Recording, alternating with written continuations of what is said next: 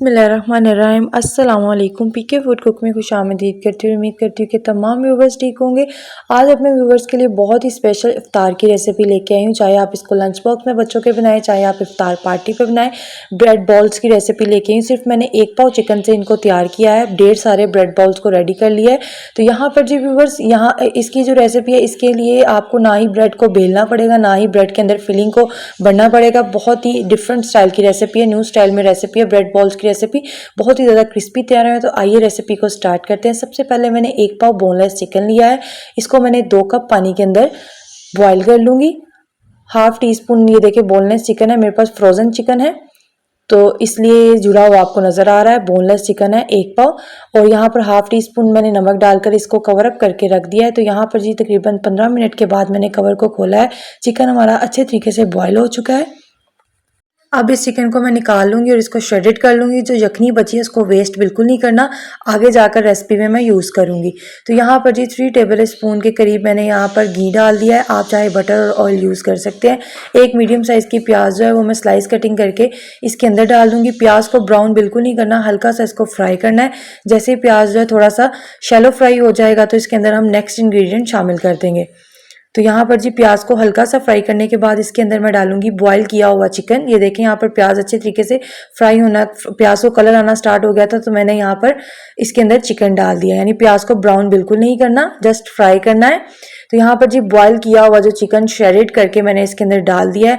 अब इसके अंदर मैं डालूंगी वेजिटेबल्स। यहाँ पर जी 1 कप मैं कैप्सिकम यानी शिमला मिर्च शामिल कर दूंगी, और 1 कप ही यहाँ पर मैं गाजर शामिल कर रही हूँ। यहाँ पर मैंने इनकी क्यूब कटिंग की हुई है दोनों चीज़ों की। तो अब इनको अच्छे तरीके से वेजिटेबल्स को भी हल्का सा शैलो फ्राई कर लेंगे। तो साथ साथ इसके अंदर अब मैं स्पाइसेस ऐड करती हूँ।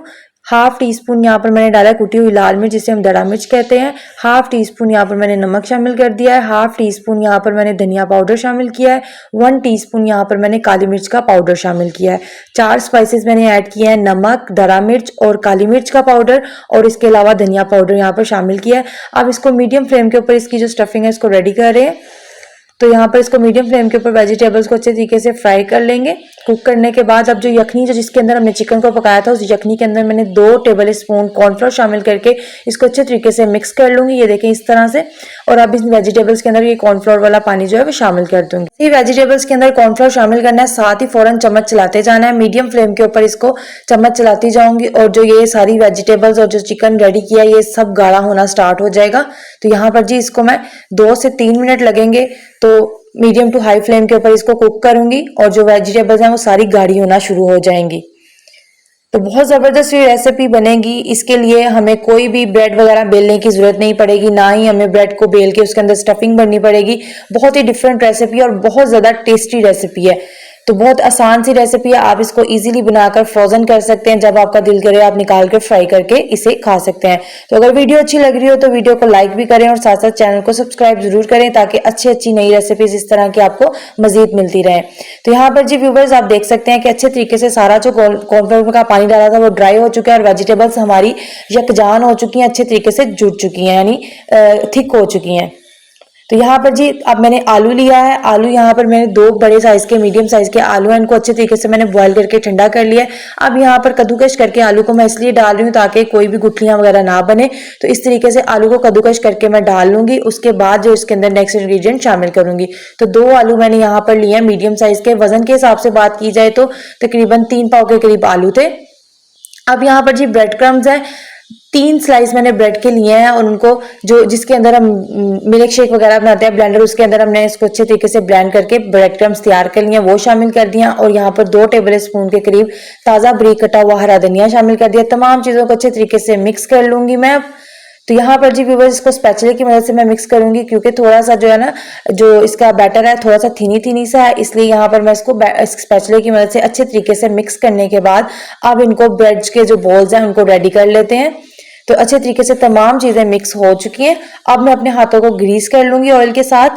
आप ऑयल के साथ, पानी के साथ अच्छे तरीके से जिसके साथ भी मर्जी ग्रीस करके इनको बॉल की शेप में रेडी कर सकते हैं। आपकी अपनी मर्जी है, आप इसके रोल भी बना सकते हैं। मैं यहाँ पर ब्रेड बॉल्स बना रही हूँ। तो ये देखें ज़बरदस्त से, ये देखें बहुत आसान है, बॉल की तरह, जिस तरह हम कोफ्ते वगैरह रेडी करते हैं उस तरह से हम इनको बॉल्स को छोटे छोटे रेडी कर लेंगे।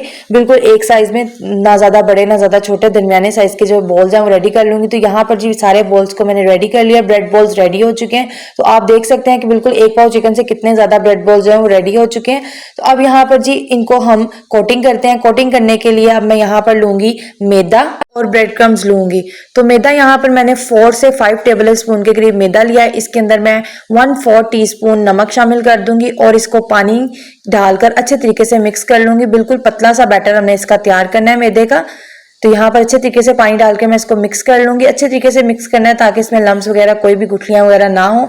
तो पानी डाल के इसको बिल्कुल रनी सा बैटर हमने पतला सा तैयार कर लेना है। तो यहाँ पर जी अच्छे तरीके से मैदे को मिक्स कर लेंगे। नमक यहाँ पर मैंने इसलिए डाला ताकि हमें बिल्कुल भी जो कोडिंग में फीका फीका फ्लेवर ना आए। तो यहाँ पर जी मैंने सबसे पहले मैदे के अंदर बाउल को डिप करेंगे, उसके बाद ब्रेड क्रम्स के अंदर करेंगे। तो यहाँ पर जो ब्रेड क्रम्स थे वो मैंने तकरीबन 2 कप के करीब ब्रेड क्रम्स लिए हैं।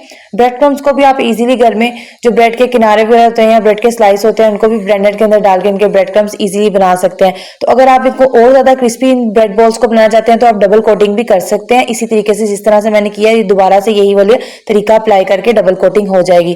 तो यहाँ पर जी तमाम ब्रेड बॉल्स को मैंने कोटिंग करके तैयार कर लिया है। अब इनको फ्राई करते हैं। फ्राई करने के लिए मैंने फ्राई पैन के अंदर ऑयल डालकर अच्छे तरीके से गर्म कर लिया है। तो ऑयल को अच्छे तरीके से गर्म करने के बाद नीचे से मैंने जो फ्लेम है चूल्हे की वो मीडियम टू लो कर दिया। मीडियम टू लो फ्लेम के ऊपर इन बॉल्स को मैं रेडी फ्राई करूंगी।